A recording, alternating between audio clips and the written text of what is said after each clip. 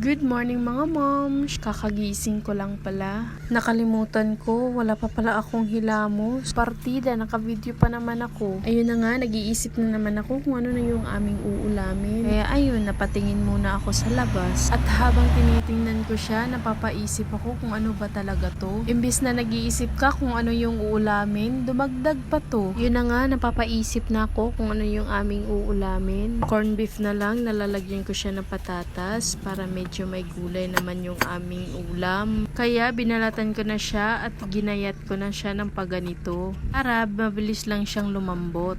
At ayun na nga, naghiwa na nga ako ng isang bawang. Isang bawang lang kasi hindi mahilig yung anak ko at yung partner ko. At ayun, tapos na ako at nagpainit na ako ng mantika dito sa kawali. Tapos nilagay ko na yung bawang at yung patatas para mabilis lang siyang lumambot. Naglagay na din ako ng patis, pampalasa.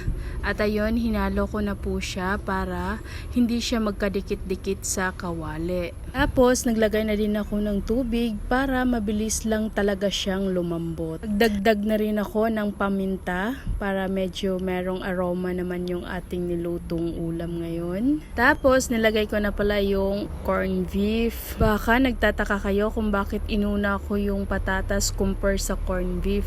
Kasi gusto ko manuot yung lasa ng patatas doon sa loob niya compare sa corn beef. Kasi yung corn beef malasa na kasi yun. Kaya huli ko na po siya nilagay. Ito na nga, nakita nyo na nga, ang ganda na ng texture ng ating corn beef na merong patatas. So ito yung baling gusto kong texture.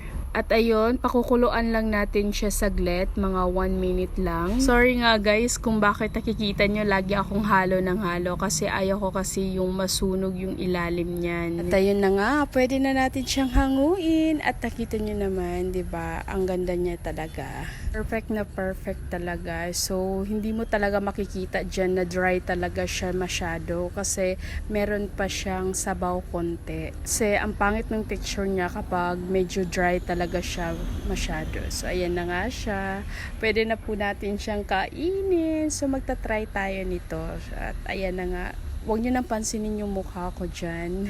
Parte daw wala pa nga yung ligo. Pero nakahilamos naman ako. So titikman ko na siya kasi gutom na kasi ang person. So hindi na ako nakapag-antay. So bali mga 5 minutes ko lang talaga siya niluto. Syempre nasarapan ang person kasi ako talaga yung nagluto. Syempre naman sasarapan natin yan para masarap naman yung kain ng ating partner at yung ating anak. Kami kasi paminsan-minsan na lang kami kumakain ng gulay. Yung partner ko at yung anak ko, pili lang yung kinakain nilang gulay. Kaya ayun, nag-isip ako ng ulam na lalagyan ko kaya siya ng gulay. Ayun, pasado naman. Kaya itry nyo na to na ulam. Yun lang, good morning and bye-bye!